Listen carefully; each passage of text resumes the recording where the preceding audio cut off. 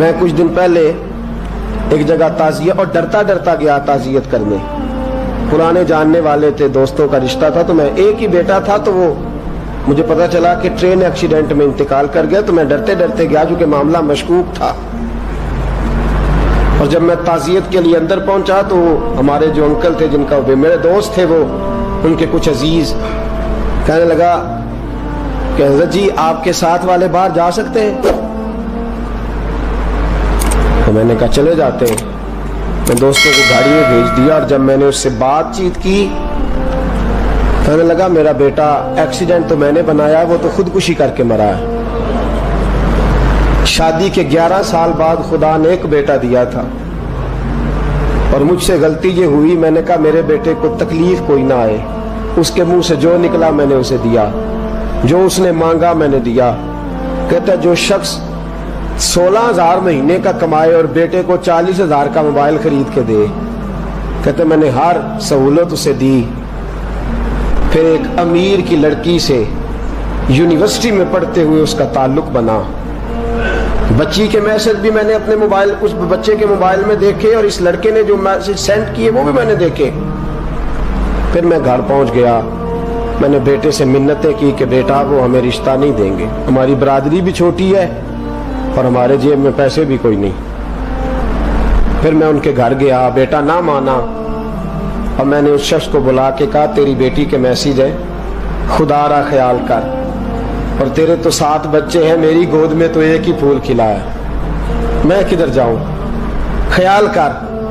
اس نے کہا دوبارہ تو نے نام لیا تو ایسے کیس میں باپ بیٹے کو پھنساؤں گا کہ ساری زندگی نکل نہیں سکو گے. نے کہا میں نے بیٹے سے کہا کہ بیٹا میں نے پگڑی تک رکھی ہے پر مجھے رشتہ نہیں ملا, تو باز آ جا. کہنے لگا 3 راتیں میرا بیٹا سویا نہیں, اور مجھے کہنے لگا حضرت جی وہ 4تھی رات سویا ہے تو دوبارہ اٹھا نہیں. مجھے کہنے لگا مجھے اجازت دو کہ میں اس بیٹی کو بھی قتل کر دوں اور اس کا باپ بھی قتل کر دوں, میرا تو گھر اجڑ گیا نا. وہ کہنے لگا میں کبھی کبھی دوستوں کے پاس جا کے رات گزار لیتا ہوں اور میں اپنے دل کو سکون دے لیتا ہوں, لیکن اس کی ماں اس کے جوتے سینے سے لگائے پھرتی ہے, اس کی اماں اس کے پرانے کپڑے لے کے سینے سے لگائے پھرتی ہے. کہنے لگا حضرت جی کوئی کوشش کرو, کوئی دعا کرو کہ اللہ مہربانیاں کرے. میں کہہ تو نہیں سکا ان سے, لیکن میرے دل میں خیال آیا کہ کس نے کہا تھا کہ بچہ یونیورسٹی میں کو ایجوکیشن میں داخل کراؤ, کس نے کہا تھا کہ اس کے ہاتھ میں آگ کا انگارہ دو. میرے دوست, آپ تیز آنچ تیز آگ جلا کے اس کے قریب مکھن رکھو, اور پھر مکھن سے کہو کہ ڈلنا نہ, پھر مکھن سے کہو کہ پگھلنا نہ. بھئی تیز آگ قریب جلا دی اور تو کہتا ہے پگھلنا, یہ کیسا ممکن ہے؟ ہو سکتا ہے؟ بولیے نا, ہو سکتا ہے؟ لڑکا اور لڑکی کٹھے کالج میں پڑھے, ایک کمرے میں رہیں, ایک چھت کے نیچے رہیں, ایک دوسرے کو دیکھیں, نام جانے, فون نمبر پاس ہو, اور پھر کہنا کہ تم عشق کا چکر نہ لڑانا, کیسے ممکن ہے؟ اور بڑے سیانے بندے کہتے ہیں حضرت صاحب اعتماد ہونا چاہیے اولاد پہ. میرے نبی پاک کو اپنی بیویوں پہ اعتماد نہیں؟ عبداللہ ابن مکتوم نابینے صحابی آئے ہیں تو حضور نے فرمایا پردہ کر لو. حضور کو اعتماد نہیں؟ مصطفیٰ سے پاک گھر کسی کا ہو سکتا ہے؟ فرمایا پردہ کر لو, نقاب ڈالو. سونے وہ تو نابینا ہے, فرمایا تمہیں تو نظر آتا ہے نا, ڈالو نقاب.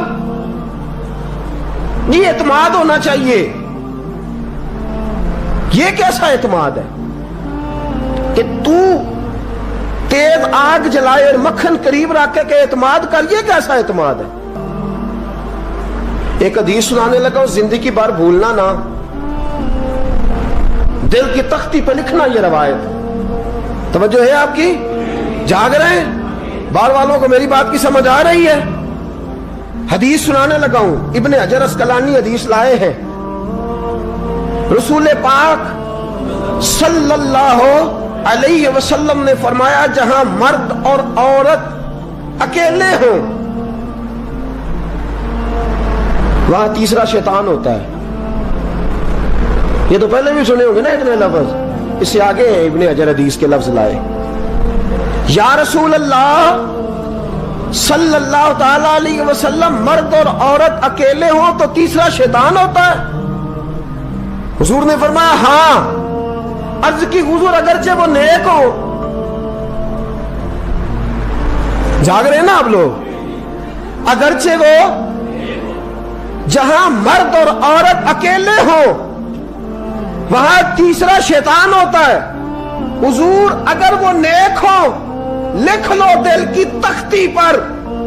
میرے رسول نے فرمایا اگر عیسیٰ کی ماں مریم بھی ہو اور زکریا کا بیٹا یحییٰ بھی ہو تو میں ان دونوں کو بھی اکیلا بیٹھنے کی اجازت نہیں دے سکتا. فرمایا عیسیٰ کی ماں مریم جو رہی مسجد میں، پلی مسجد میں، جس کی پاکیزگی کا اعلان قرآن کر رہا ہے، عیسیٰ کی ماں مریم.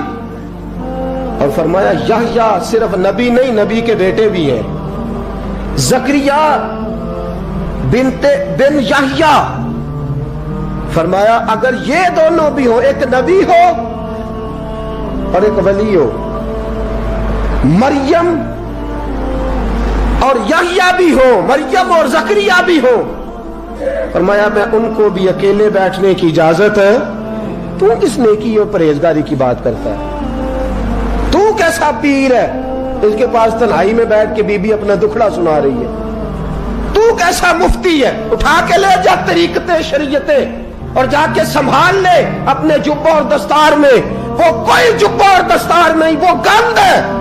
اس لیے کہ جو نبی مریم سلام اللہ علیہا کو نبی کے پاس بیٹھنے کی اجازت نہیں دے رہے، وہ پیر کس بات کی مولی ہے جو بیبیوں کو بغیر پردے کے سامنے بٹھاتا ہے؟ اور تنہا بی بی کہتی ہے میرا دکھ سن لے. کس نے اجازت دی ہے؟ اور پھر کہنا تماشا لگ گیا، سٹنڈ لگ گیا. یہ شریعت بیان کر رہا ہوں، رسول اللہ کا فرمان بیان کر رہا ہوں، اور اس سے آگے ہمیں کسی دلیل کی ضرورت بالکل نہیں ہے. اور پتہ نہیں باپ کو کہ میرا بیٹا کیا کر رہا ہے.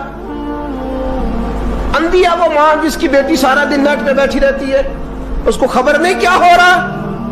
اور جب آگ گلے تک آتی ہے نا، داڑیاں جب جلنے لگتی ہیں تو ہمیں خیال آتا ہے یہ کیا بن گیا.